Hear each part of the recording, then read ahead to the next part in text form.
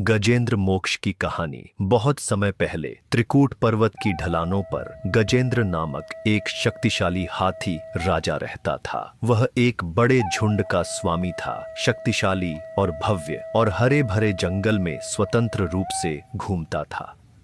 एक दिन अपनी पत्नियों और बच्चों के साथ घूमते हुए उसे प्यास लगी और वह उन्हें एक सुंदर झील की ओर ले गया जो कमल के फूलों से भरी हुई थी।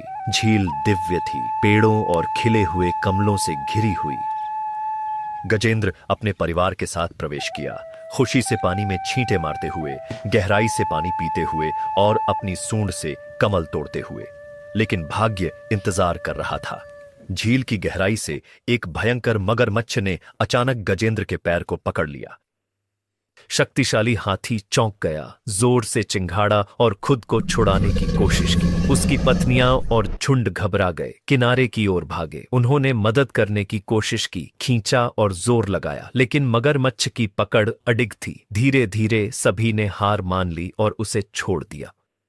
गजेंद्र और मगरमच्छ के बीच भयंकर युद्ध 1000 वर्षों तक चला। कभी शक्तिशाली हाथी धीरे धीरे कमजोर होता गया।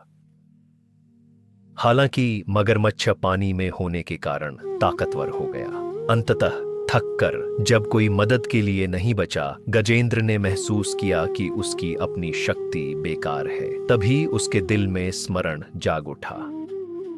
अपने पिछले जीवन में गजेंद्र एक महान राजा थे जिनका नाम इंद्रद्युम्न था, जो भगवान विष्णु के भक्त भी थे।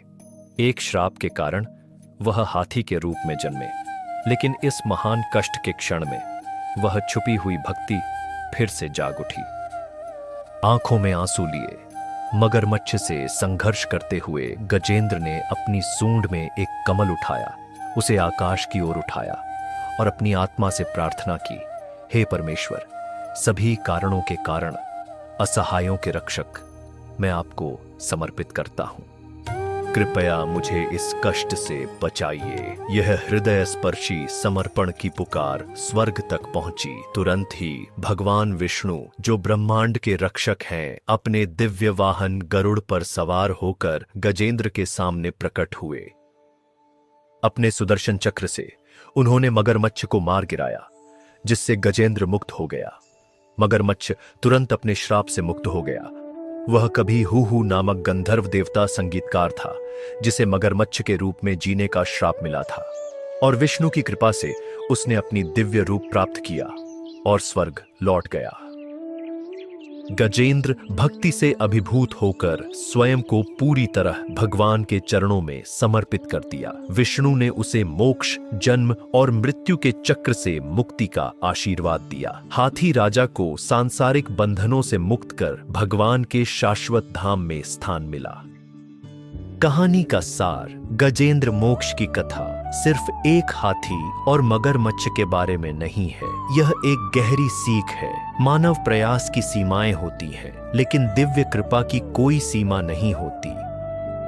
सच्ची मुक्ति तब आती है जब हम पूरी तरह से परमात्मा के समर्पित हो जाते हैं। हमारी सबसे अंधेरी संघर्षों में भी ईश्वर के प्रति सच्ची पुकार कभी अनसुनी नहीं जाती। यही हमारी जीवन की स्थिति है कलयुग में। मगरमच्छ हमारे दैनिक संघर्ष हैं, तनाव, समस्याएं, इच्छाएं, समय का फिसलना।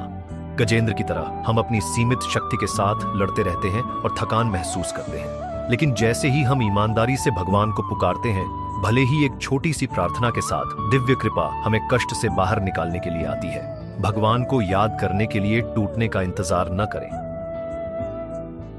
कलियुग की व्यस्त अराजकता में एक छोटा सा समर्पण का क्षण भी शांति और मुक्ति ला सकता है।